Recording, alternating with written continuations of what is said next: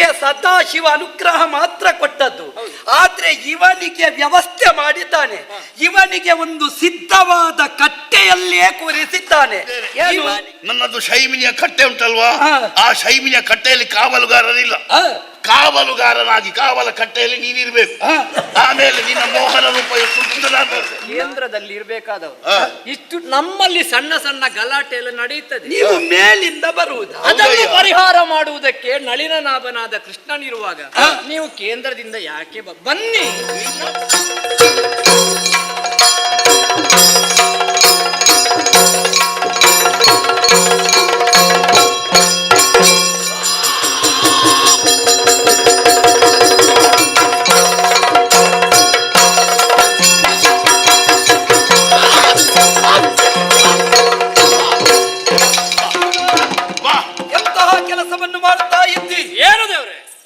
ಮಗನಾದ ಬಬ್ರವಾಹನ ವೀರವರ್ಮನ ಸುತರನ್ನೆಲ್ಲ ಸೋಲಿಸಿದ, ದರಾಶಾಹಿಯಾಗಿಸಿದ.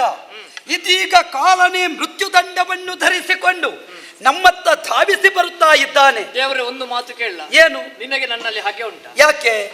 ನಾನು ಈ ಸಮಯಕ್ಕೆ ಬೇಕಾಗಿ ಎಷ್ಟು ಹೊತ್ತಿನಿಂದ ಕಾಯ್ತಾ ಇದ್ದೇನೆ ಅಲ್ಲಿ. ದೇವ್ರೆ, ಯುದ್ಧ ಪ್ರಾರಂಭವಾಗಿ ಒಂದು ಸುತ್ತು ಬರಲಿಲ್ಲ, ಅಲ್ಲಿಗೆ ನಿಲ್ಲಿಸ್ತೀಯಲ್ಲ. ಕಾರಣ ಉಂಟು.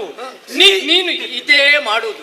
ಸುಧನ್ವ ಮೋಕ್ಷದಲ್ಲಿ ಮಾಡಿದ್ದಿದ್ದನ್ನೇ ಇದನ್ನೇ 3 ಬಾಣದಲ್ಲಿ ಕೊಲ್ತೇನೆ ಅಂತ ಹೇಳಿ ನಾನು ಹೊರಡುವಾಗ ಮಧ್ಯಕ್ಕೆ ಬರುವುದು. ಅದೇ ನಾ ಮಧ್ಯಕ್ಕೆ ಬಾರದಿದ್ರೆ ಈ ಒಂದು ಸುತ್ತಿಗೂ ನೀನು ಇರುವುದಿಲ್ಲಲ್ಲ. ನಿನಗೆ ನನ್ನನ್ನು ಕಾಣಿಸಬಾರದು ಅಂತ ಏನಾದ್ರೂ ಹಾಗೆ ಉಂಟು? ಇಲ್ಲ, ನಿನ್ನ ನೀನು ಕಾಣುವಷ್ಟು ಕಂಡ ಆಗಿದೆ.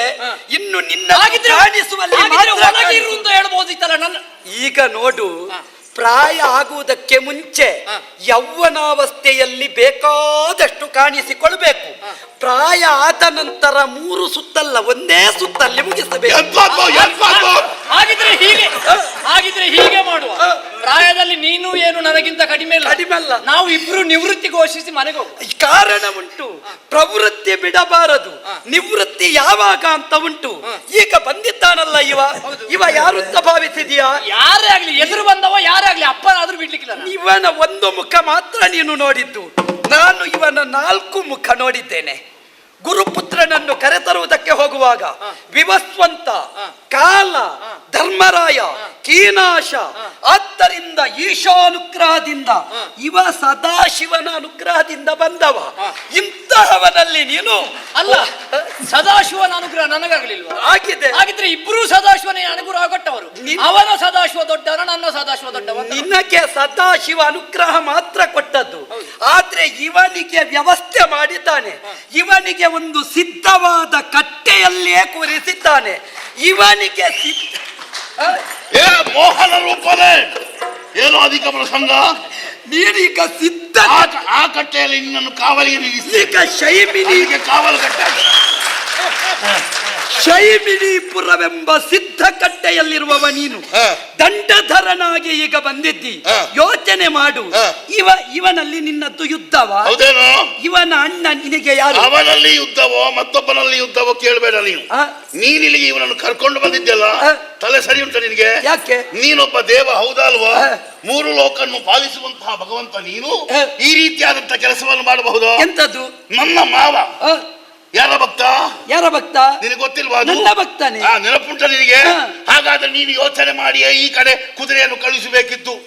ಈಗ ನಾನೊಂದು ಕೆಲಸ ಮಾಡುವುದಕ್ಕಾಗಿ ಬಂದಿದ್ದೇನೆ. ಏನು? ನನ್ನದು ಶೈಮಿನಿಯ ಕಟ್ಟೆ ಉಂಟಲ್ವಾ, ಆ ಶೈಮಿನಿಯ ಕಟ್ಟೆಯಲ್ಲಿ ಕಾವಲುಗಾರರಿಲ್ಲ. ಕಾವಲುಗಾರನಾಗಿ ಕಾವಲ ಕಟ್ಟೆಯಲ್ಲಿ ನೀನಿರ್ಬೇಕು. ಆಮೇಲೆ ನಿನ್ನ ಮೋಹನ ರೂಪ ನನಗೆ ಲೋಕವನ್ನೇ ಕಾಯುವುದು ಕೆಲಸ. ಲೋಕವೇ ಎನ್ನ ಕಾವಲಿನ ಕಟ್ಟೆಯಲ್ಲಿ. ಲೋಕ ಬಿಡ, ನಮ್ಮ ಶೈಮಿನಿಯನ್ನು ಕಾಯುತ್ತೇನೆ.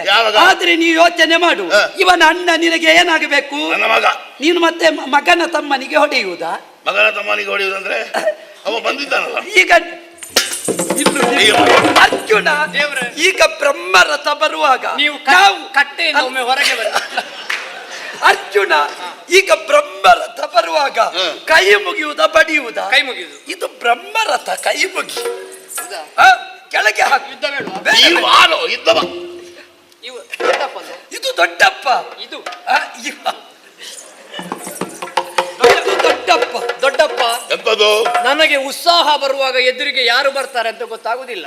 ಒಮ್ಮೆ ಉತ್ಸಾಹದಲ್ಲಿ ಪ್ರಾರಂಭ ಅಲ್ವಾ, ಹಾಗೆ ಬಂದದ್ದು. ಹೌದಾ? ದೇವರು ಹೇಳಿದ ಮೇಲೆ ಗೊತ್ತಾಯ್ತು. ಏನು? ದೊಡ್ಡಪ್ಪ, ನೀವು ಯಾರು, ನಿಮ್ಮ ಯೋಗ್ಯತೆ ಏನು, ಹ. ಹಿರಿಮೆ ಗರಿಮೆ ಏನು, ಹ. ನೀವು ಇರಬೇಕಾದಲ್ಲಿ ಹ. ಕೇಂದ್ರದಲ್ಲಿ ಇರಬೇಕಾದವರು. ಹ. ಇಷ್ಟು ನಮ್ಮಲ್ಲಿ ಸಣ್ಣ ಸಣ್ಣ ಗಲಾಟೆ ಎಲ್ಲ ನಡೆಯುತ್ತದೆ. ನೀವು ಮೇಲಿಂದ ಬರುವುದು. ಅದನ್ನು ಹೌದಯ್ಯ. ಪರಿಹಾರ ಮಾಡುವುದಕ್ಕೆ ನಳಿನನಾಭನಾದ ಕೃಷ್ಣನಿರುವಾಗ ನೀವು ಕೇಂದ್ರದಿಂದ ಯಾಕೆ ಬನ್ನಿ, ನಿಮ್ಮ ನಮ್ಮವರ ಕ್ಷೇಮ ಸಮಾಚಾರ ತಿಳಿಯುವುದಕ್ಕೆ ಬೇಕಾದ್ರೆ ಒಮ್ಮೆ ಬಂದು ಹೋಗಿ. ನಿಮ್ಮಂತ ಹುಡುಗರನ್ನು ನಂಬಿ ಕೇಂದ್ರ ಬಿಟ್ಟು ಇಲ್ಲಿಗೆ ಬಂದಿದ್ದೇನಲ್ಲ, ನನಗೆ ತರ ಸರಿ. ಯಮದೇವರೇ, ಏನು? ನೀವು ಸುರೇಂದ್ರನ ಸಂಪುಟದಲ್ಲಿ ಇರಬೇಕಾದವರು. ಹೌದು. ನೀವು ನರೇಂದ್ರನನ್ನು ನೋಡುವುದಕ್ಕೆ ಬರುವುದಾ? ನಾನು ಎಷ್ಟು ಉತ್ಸಾಹದಿಂದ ಅಷ್ಟು ದೂರದಿಂದ ಇಲ್ಲಿಗೆ ಬಂದಿದ್ದೇನೆ.